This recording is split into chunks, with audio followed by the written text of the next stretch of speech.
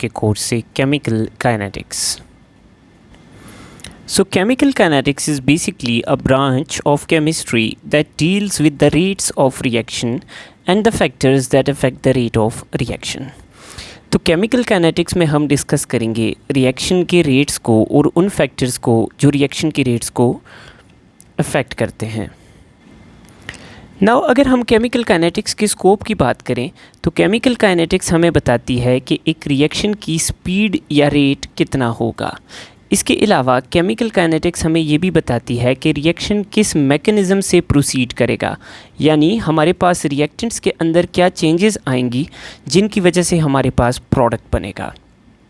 Now keep in mind कि एक reaction की फिजिबिलिटी के बारे में बताना केमिकल काइनेटिक्स का स्कोप नहीं है। इट कैन नॉट टेल कि एक रिएक्शन पॉसिबल है या नहीं। केमिकल काइनेटिक्स में हम उन रिएक्शंस को स्टडी करते हैं जो हम बिलीव करते हैं कि दे आर पॉसिबल। तो काइनेटिक्स हमें रिएक्शन की फिजिबिलिटी के बारे में नहीं बताती। That is the scope of thermodynamics. Kinetics हमें सिर्फ रिएक्शन की स्पीड और मैकेनिज़्म और फैक्टर्स जो उस स्पीड को अफेक्ट करते हैं उसके बारे में बताती है। So now first of all we see that what is the rate of reaction. So rate of reaction को समझने के लिए हम टाइम और कॉन्सेंट्रेशन का ग्राफ लेते हैं। Now at the start of reaction the concentration of reactants is maximum and concentration of products is 0. Time के साथ हमारे पास रिएक्टेंट्स की कॉन्सेंट्रेशन गोज़ ऑन डिक्रीजिंग, जबकि अगर मैं प्रोडक्ट्स की कॉन्सेंट्रेशन की बात करूं तो concentration of products goes on increasing. Now rate of reaction basically क्या है? तो rate of reaction is basically the change in concentration divided by time. तो अगर हम बात करें रिएक्टेंट्स की तो for reactants the rate of reaction is equal to final concentration of reactants minus initial concentration of reactants divided by time. Now चूँकि हमारे पास रिएक्टेंट्स के केस में initial concentration is maximum and final concentration is minimum. So चूँकि हमारे पास in case of reactants final concentration is less than initial concentration, therefore हमारे पास reactants के case में rate की जो value है that will be negative. Now if I talk about rate in reference to the products, तो in case of products the rate is also final concentration of products minus initial concentration of products divided by time. लेकिन products के case में हमारे पास initial concentration is minimum and final concentration is maximum. Therefore products के case में initial concentration minimum और final concentration maximum होने की वजह से हमारे पास जो रेट की वैल्यू है दैट इज़ पॉजिटिव। तो रेट को हम रिएक्टेंट्स के रेफरेंस में भी स्टडी कर सकते हैं और प्रोडक्ट्स के रेफरेंस में भी। कीप इन माइंड कि दोनों केसेस में रेट सेम ही आएगा, सिर्फ फ़र्क इतना है कि रिएक्टेंट्स के केस में रेट के साथ नेगेटिव लगा होगा which means that with time the reactants are disappearing, और प्रोडक्ट्स के केस में रेट के साथ पॉजिटिव लगा होगा which means that with time the products are appearing. Now if I talk about the units of rate, तो rate is change in concentration divided by time. So concentration की units हैं mole पर decimetre cube. Time का unit है second, तो हमारे पास आ जाएगा सेकेंड इन्वर्स। नाउ हम यूजुअली डेसीमीटर क्यूब की बजाय लीटर इन्वर्स भी लिख सकते हैं। So both of them are units of rate. Now let's have a look at types of rate. So हम लेते हैं कॉन्सेंट्रेशन टाइम का graph for a reactant. Sorry, this is for product, I take it for a reactant like this. Now at the start of reaction पे हमारे पास concentration of reactants is maximum. Since concentration of reactants is maximum, so according to law of mass action, the rate of reaction is directly proportional to active masses of reactants, यानी concentration of reactants. तो अगर शुरू में reactants की concentration maximum है तो हमारे पास rate of reaction will also be maximum. तो at the start of reaction the rate of a reaction is called initial rate. So keep in mind that initial rate is the maximum rate which is present at the start of reaction. Now जब हमारे पास reaction end को पहुंचता है तो concentration of reactants become minimum. So reactants की जो concentration है वो मिनिमम हो जाती है. नाउ कॉन्सेंट्रेशन ऑफ रिएक्टेंट्स की मिनिमम होने की वजह से रेट ऑफ रिएक्शन भी मिनिमम हो जाता है. So at this point the rate is called final rate. So keep in mind that final rate has lowest value.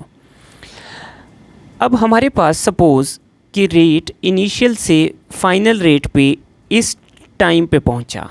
अब इस टाइम फ्रेम के दरमियान अगर हम किसी भी टाइम पीरियड पर किसी भी इंस्टेंटेनियस टाइम पर रेट को अगर मेजर करें तो उसको हम कहेंगे इंस्टेंटेनियस रेट.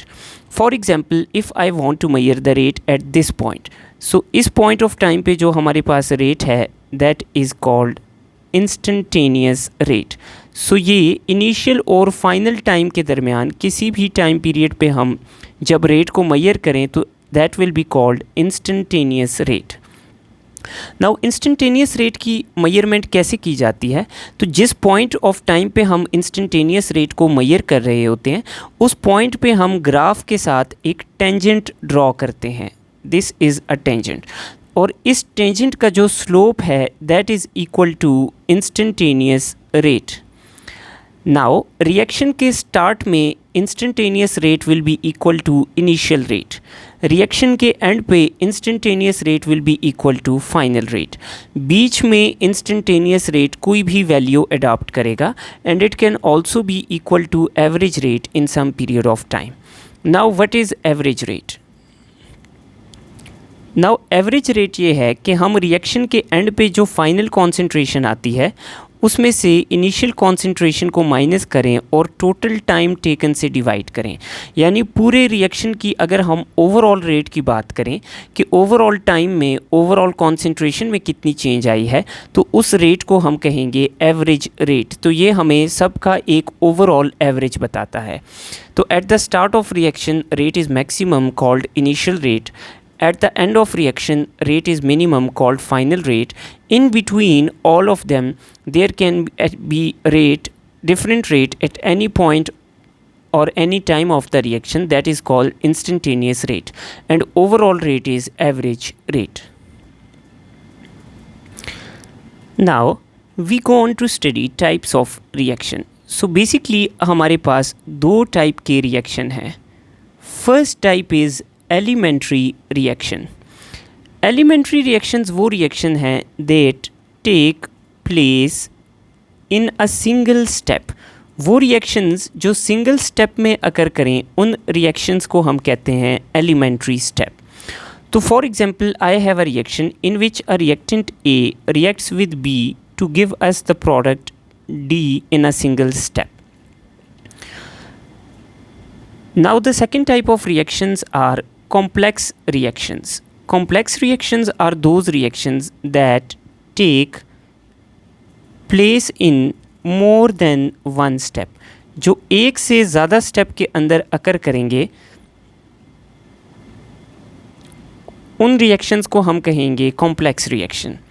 फॉर एग्जांपल मेरे पास एक रिएक्शन है जिसमें रिएक्टेंट W रिएक्ट करता है with X and gives us an intermediate Y. Now this Y reacts further to give us the product Z. Now इस रिएक्शन में प्रोडक्ट था Z लेकिन ये हमारे पास एक से ज़्यादा स्टेप्स के अंदर फॉर्म हुआ है.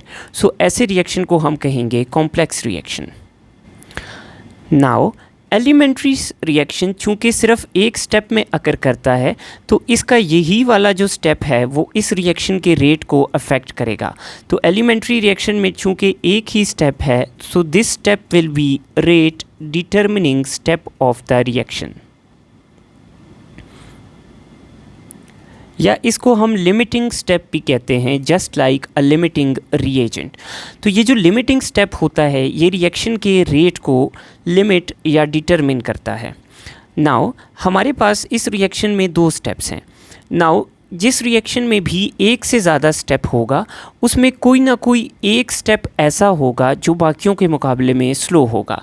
सो आई एज्यूम कि मेरे पास पहला स्टेप स्लो है और दूसरा स्टेप फास्ट है। नाउ द क्वेश्चन इज़ कि ये वाला स्टेप स्लो क्यों होगा।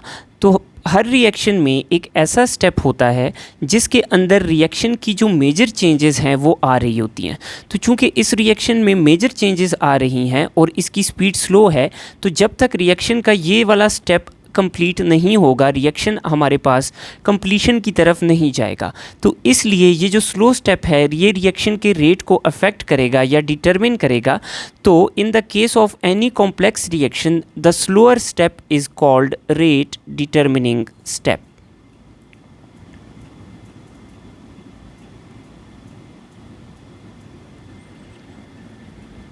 Now rate determining step basically करता क्या है, रिएक्शन के पूरा जो रेट है या जो स्पीड है उसको ये ही स्टेप जो है अफेक्ट करता है। चूँकि एलिमेंट्री रिएक्शंस में एक ही स्टेप है तो वही स्टेप उनका रेट डिटर्मिनिंग स्टेप है, और कॉम्प्लेक्स रिएक्शन में चूँकि एक से ज़्यादा स्टेप्स हैं तो जो स्टेप स्लोएस्ट होगा that will be the rate determining step of the complex reaction. Now let me assume a reaction that is taking place in two steps. Now I assume कि मेरे पास इन दोनों स्टेप्स में जो second step है that is slow step. So हमारे पास इस reaction का यही स्टेप जो है that will be rate determining step.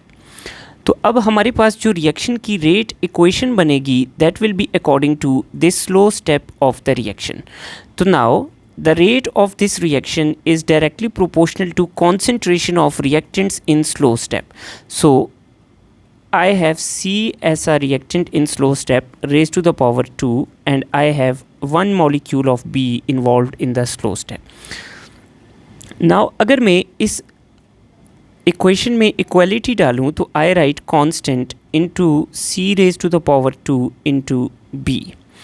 Now ये जो हमारे पास इस रिएक्शन में कांस्टेंट आया है इस कांस्टेंट को हम कहते हैं रेट कांस्टेंट, एंड ये जो हमारे पास इस रिएक्शन के रेट की इक्वेशन बनी है this is called rate equation.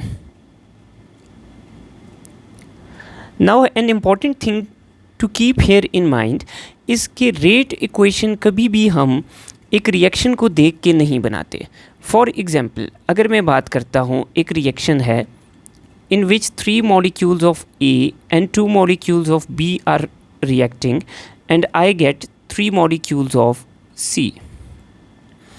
Now हमने ये रिएक्शन देखा, हमने इसकी रेट इक्वेशन बनाई कि rate equation is equal to rate constant into A raise to the power 3 into B raise to the power 2।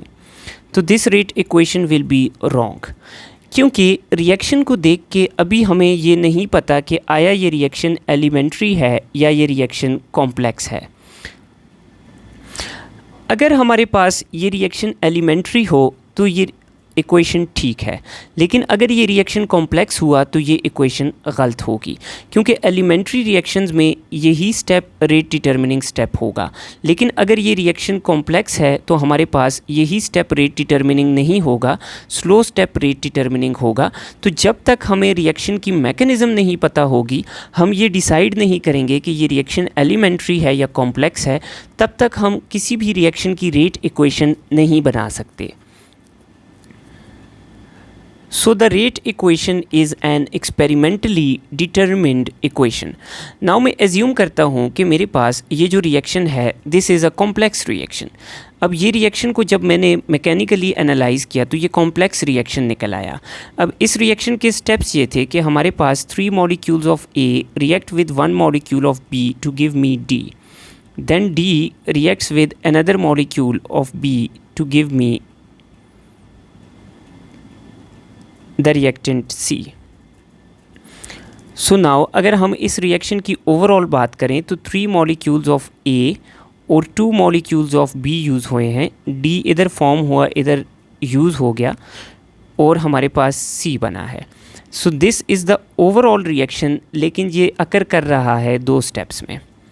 Now if I assume कि मेरे पास इसमें से फर्स्ट स्टेप जो है दैट इज़ स्लो, तो अब इसकी जो करेक्ट रेट इक्वेशन है that will be according to first step, that is k into A raise to the power 3 into b। So this will be the correct rate equation. तो जब कभी हमारे सामने कोई रिएक्शन आए, जब तक हमें ये कंफर्म ना हो कि ये एलिमेंट्री या कॉम्प्लेक्स रिएक्शन है, तो तब तक हम उसकी रेट इक्वेशन नहीं बना सकते। Therefore rate equation is an experimentally determined quantity. पहले रिएक्शन को एनालाइज किया जाता है, उसकी मैकेनिज्म देखी जाती है और फिर उसके मुताबिक रेट इक्वेशन को कंस्ट्रक्ट किया जाता है। Now we have another rate constant which is called specific rate constant. Now मैं सपोज करता हूँ कि मैंने रिएक्टेंट C की कॉन्सेंट्रेशन को 1 मोलर ले लिया और रिएक्टेंट B की कॉन्सेंट्रेशन को भी 1 मोलर ले लिया। तो जब मैं रिएक्टेंट्स की कॉन्सेंट्रेशन को 1 मोलर लूँगा तो in that case the rate constant of the reaction will be equal to rate of reaction. तो इस रेट कांस्टेंट को हम कहेंगे specific rate constant. Now specific rate constant क्या है? Specific rate constant is basically rate of reaction. तो जब हम रिएक्टेंट्स को यूनिटी लेते हैं तो rate constant becomes equal to rate of reaction. तो specific rate constant is equal to the rate of reaction when the concentration of reactants are unity. Now specific rate constant का हमें क्या advantage है? अगर हमने इस रिएक्शन में specific rate constant को फाइंड आउट कर लिया है और अब अगर हम बाद में किसी भी टाइम पे रिएक्टेंट्स की कॉन्सेंट्रेशन को चेंज करते हैं, फॉर एग्जांपल हमने 1 से 2 कर लिया, तो जब हम इस नई कॉन्सेंट्रेशन को स्पेसिफिक रेट कांस्टेंट से मल्टीप्लाई करेंगे तो हमारे पास रिएक्शन का रेट आ जाएगा।